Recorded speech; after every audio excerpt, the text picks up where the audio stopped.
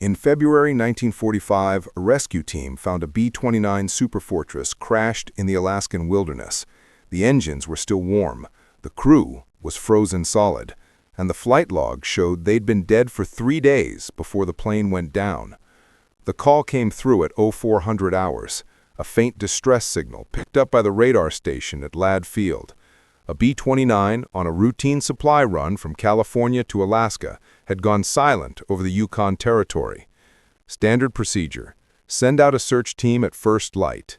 Except the signal kept transmitting for 6 hours after the plane should have run out of fuel. That wasn't standard at all. Captain Mike Reeves led the rescue team. He'd flown search missions before, pulled survivors from crash sites, recovered bodies from mountainsides. He thought he'd seen everything the war could throw at him. He was wrong. They found the B-29 in a valley 30 miles south of the Arctic Circle. The plane had come down hard, but relatively intact. No fire, no explosion. It sat in the snow like it had just landed, nose tilted up, tail section buried in a drift. The strange part was the engines. When Reeves put his hand near the exhaust, he could feel warmth. Not hot, just warm, like the engines had shut down an hour ago, maybe 2. The rescue team approached carefully. The bomb bay doors were closed, the hatches were sealed. Everything looked normal, except for the silence.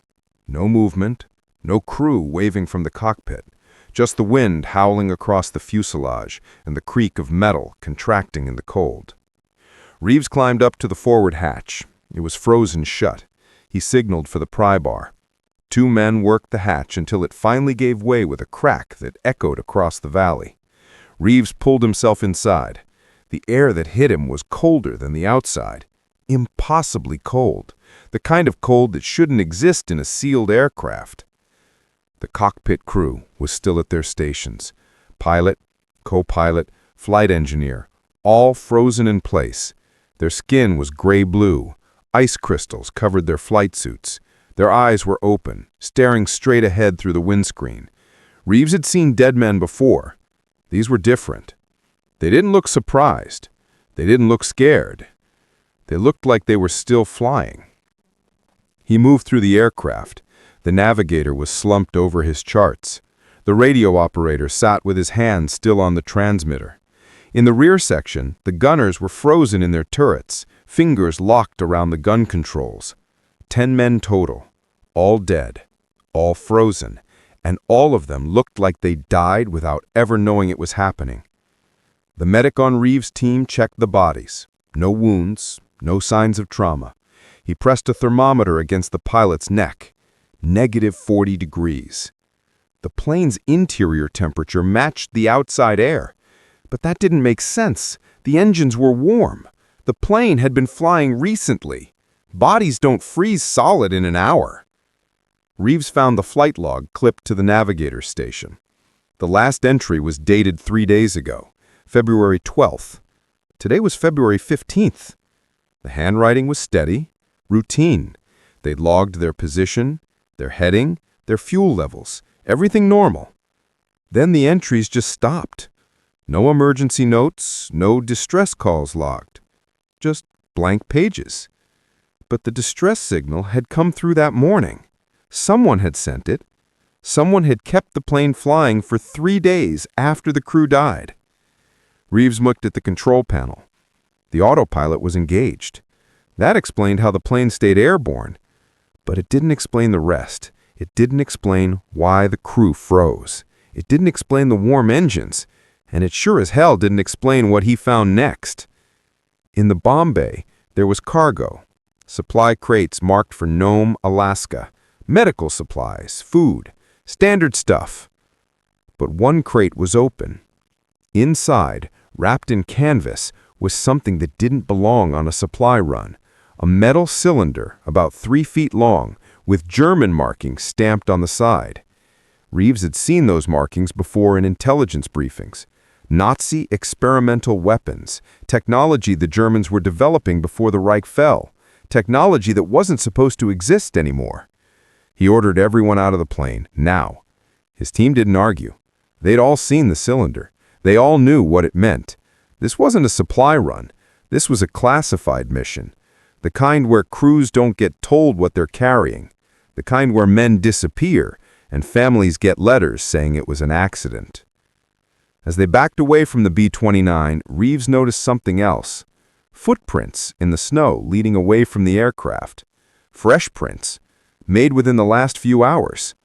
Someone had walked away from that aircraft. Someone had survived. The team followed the prints for half a mile before they disappeared. Just ended in the middle of an open snowfield. No body, no blood, nothing. Like whoever made them had just evaporated. Reeves stood in the snow staring at where the prints stopped. The wind died down. The valley fell silent. And in that silence, he heard it. A sound that made his blood run cold. The B-29's engines were starting up. They ran back toward the crash site, through the trees, across the frozen stream, boots pounding through deep snow. The engine noise grew louder. All 4 propellers were turning, picking up speed. The plane was trying to take off, but there was no one in the cockpit. The crew was still frozen at their stations. The hatches were still open.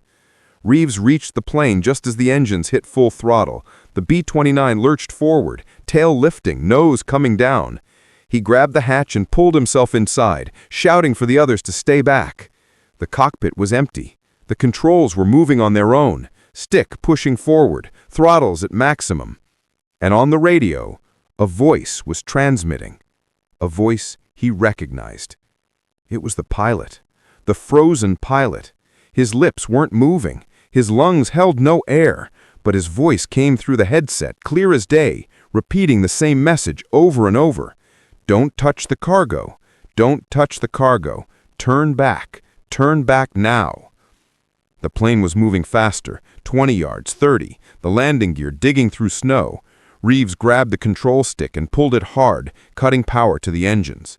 The propeller slowed, the plane shuddered to a stop. The voice on the radio cut out mid-word, and in the sudden silence, Reeves felt the temperature drop even further. The kind of cold that stops your heart. The kind of cold that isn't natural. He looked down at his hands on the control stick. Ice was forming on his gloves, spreading up his arms. He could feel it in his chest, in his lungs. The same cold that killed the crew was taking him. Fast. He tried to move. Couldn't. His legs were frozen. His fingers locked around the controls. The cockpit windows were frosting over, his breath coming out in clouds that turned to ice crystals in the air. Through the frozen windscreen, he saw his team running toward the plane, saw them shouting, saw them stop suddenly, staring at something behind the aircraft, something he couldn't see. Their faces changed. Fear, pure animal fear. They turned and ran, left him there, left the plane. And as the ice crawled up his neck toward his face, Reeves finally understood. The crew didn't freeze because of the cold. They froze because of what they found, what they woke up, what they brought back in that metal cylinder from Germany. And now, it was loose. It took 6 hours for the Army to mobilize. When they arrived, they found Reeves alive, barely. Hyperthermic, delirious, raving about voices and shadows and cold that moved like something alive. The doctors sedated him, the officers sealed off the crash site, and the questions started. What happened out there? What did you see? What was in the cargo? Reeves couldn't answer. His memory was fractured. He remembered entering the plane.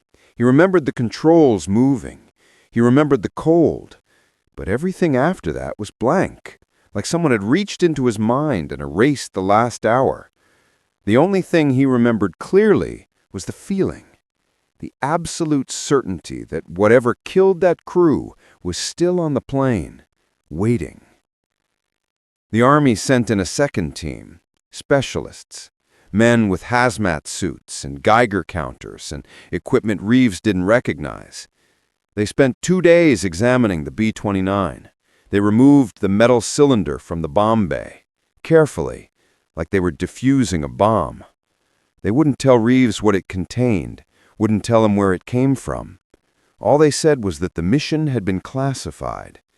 The crew had been carrying experimental technology captured from a German research facility in the final days of the war. Technology that was supposed to be destroyed, not transported, not studied, destroyed. But someone had decided it was too valuable. Someone had decided that the potential benefits outweighed the risks. Someone had put that cylinder on a plane with 10 men who never knew what they were really carrying. And those 10 men had paid the price. The official report called it mechanical failure, pressurization system malfunction. The crew had frozen due to cabin depressurization at high altitude. The plane had flown on autopilot until it ran out of fuel. Clean, simple, easy to explain.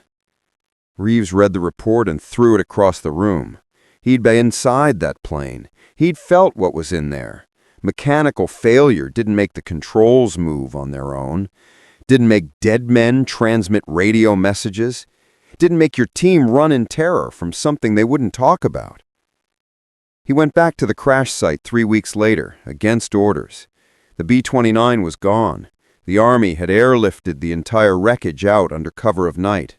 But the snow was still there. And so were the footprints, the ones that disappeared into nothing. He followed them again. This time he kept going past where they ended. Another mile, 2 miles. And then he found it. A shelter, built into a rock face, barely visible. Inside, someone had been living, recently. There were rations, a sleeping bag, a journal written in shaking handwriting that got worse with each entry. Reeves sat in that shelter and read every word. The journal belonged to the flight engineer. His name was Tommy Chen, the same Tommy Chen who was supposed to be frozen in the wreckage. According to the journal, he'd woken up in the crash, alone. The rest of the crew was already dead, already frozen. But he was alive. He didn't know why. He'd tried to start the plane, tried to send a distress signal, but every time he touched the controls, he heard them, the voices, his crew, telling him to run, warning him about the cargo, telling him what the cylinder really contained. The last entry was dated the day Reeves found the plane. Chen wrote that he could feel it spreading, the cold. It wasn't temperature, it was something else, something that fed on warmth, on life. The Germans had been experimenting with weapons beyond conventional warfare. They'd found something in the Arctic, something that existed before humans, before warmth, before light. They tried to weaponize it, failed. The only thing they'd managed was to trap a piece of it in that cylinder, a fragment, a seed of absolute cold that could think, that could hunt, that could spread. Chen had opened the cylinder 3 days into the flight. He'd been curious, stupid. The moment the seal broke, the temperature dropped. His crew started slowing down, moving like they were underwater, speaking in slow motion. Then they stopped moving at all, stopped breathing, stopped being. And the cold kept spreading. Chen was the only one who'd been far enough from the cylinder when it opened, the only one who had time to seal it again before the cold took him too. But sealing it hadn't stopped it. The fragment had already tasted life. It wanted more. It used the crew's bodies like puppets, made them move, made them transmit, kept the plane flying, looking for more warmth, more life, more fuel. Chen had tried to crash the plane deliberately, end it before it reached populated areas, but the cold had fought him, fought for control. Eventually the plane came down, but the cold hadn't died with the crash. It had waited, patient, frozen in time, until someone opened the hatches, until someone touched the wrong cargo, until someone woke the wrong thing. And when that happens, the cycle starts again. Because some things can't be killed, can't be stopped, only be avoided, only be feared, only be remembered in the stories we tell ourselves, the warnings we pass down, the restricted zones we mark on maps and never explain. The frozen crew is still flying, still falling, still spreading the cold that has no name. And every winter, when the temperature drops and the snow falls deep, they get a little closer to the world that forgot them.